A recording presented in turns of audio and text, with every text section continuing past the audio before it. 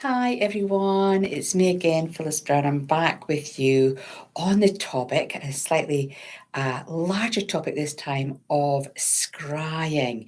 How do we define a future images through using other objects? And use that wonderful phrase from Snow White, mirror, mirror on the wall, who's the fairest of them all?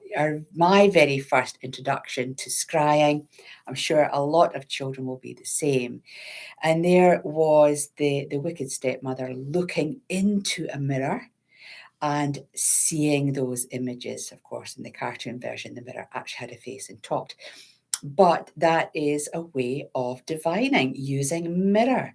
Using a mirror, sometimes you can get what's called a black mirror, which is highly polished, what used to be highly polished obsidian, which is a crystal. You can see that reflective surface now is just a blackened mirror.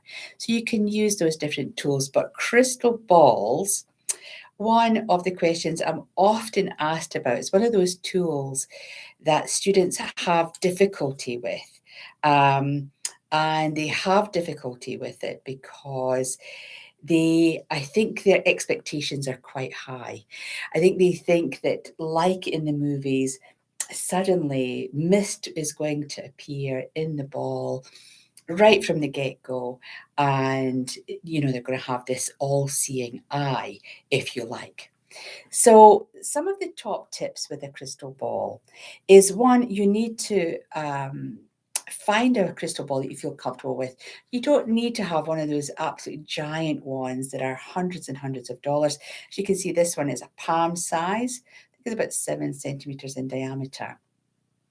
And so I hold it quite well. I have the stand for it as well. And I tend to hold it in my hand because, for me, I like to connect with my divination tools.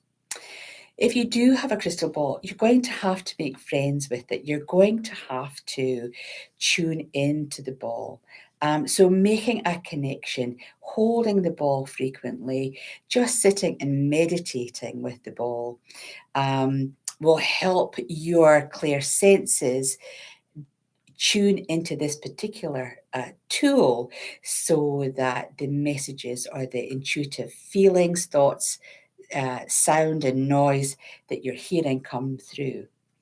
And with a crystal ball, for myself, with my clairvoyant skills, I tend to see little pixelated images inside the ball. It's taken me years to develop that skill, but looking at the ball, it's almost like little bubbles inside the ball.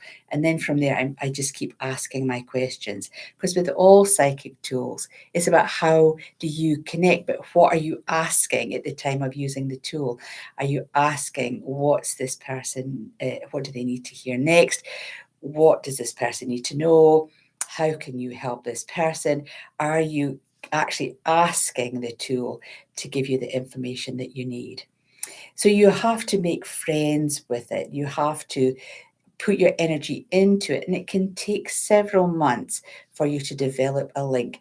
I think for myself, with lots of my students on the psychic development course, it's one of those tools that they become quite disenchanted with, becomes a paperweight on their desk, or it just sits gathering dust because they find it really difficult. But be really patient with it. If a crystal ball is not your tool, then it's not your tool. But you can use things like a glass bowl with water inside of it, and you're just looking at the surface of the bowl, looking at what is happening. And usually bubbles start to form in the water, which sort of really gets the students excited. And through those bubbles, they'll start to see shapes and patterns. And that's called hydromancy. Very pagan or druidic. People would sort of go into the lakes on a full moon, and the stillness of the lake, they would use that glass-like reflective surface to see what images were coming up from deep within the lake itself. So hydromancy is another form of scrying, which might be slightly easier to use than the crystal ball. And then we do have the mirror. If you have a mirror that you want to use, then by all means do that. Just stand slightly off the side, a row of candles, little tea lights underneath, just to create a lovely soft energy vision around the mirror. And then you're just relaxing your eyes and you're watching to see what comes through the mirror. Of course, in some cultures, mirrors are seen as the gateway to someone's soul. So the mirrors are covered up. So it's one of those portals. Just as we see in Snow White, mirror, mirror on the wall. So there's a lot of superstition around using a mirror. So if it doesn't appeal to you, hydromancy, I would say, is the easiest of the scrying tools.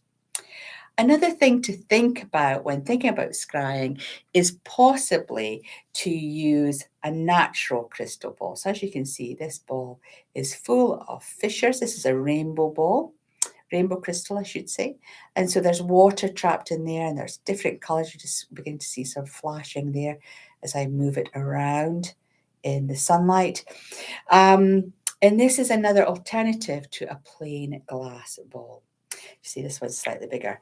And what this does is with the different images and with the rainbow light trapped inside the different colors, it can stimulate the clear senses just slightly differently.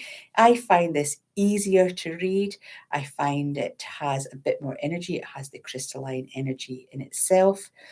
The rainbows spark my intuition. I'm a very colourful person in terms of I love colour, I read colour, I enjoy reading colour in the tarot cards.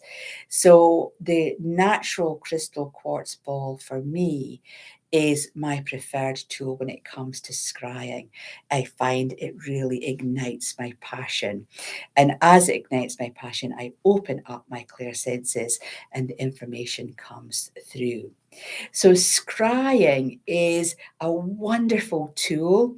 There's lots of different ways that you can divine for someone. Be patient, spend some time and effort into making that connection with your crystal ball. And if it's hydromancy, a nice plain clear glass bowl is just wonderful.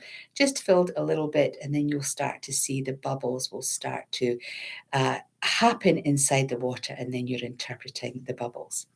So I hope you found that little snapshot interesting. If you want to find out more, just use the link in the description below and join our online platform for the psychic development course. We have hundreds of students who have been through that course. They just love it. We explore lots of different tools because it's about finding the right tool for you that opens up those clear senses. So have a go.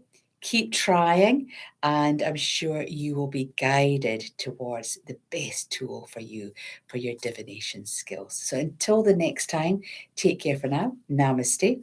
Bye for now.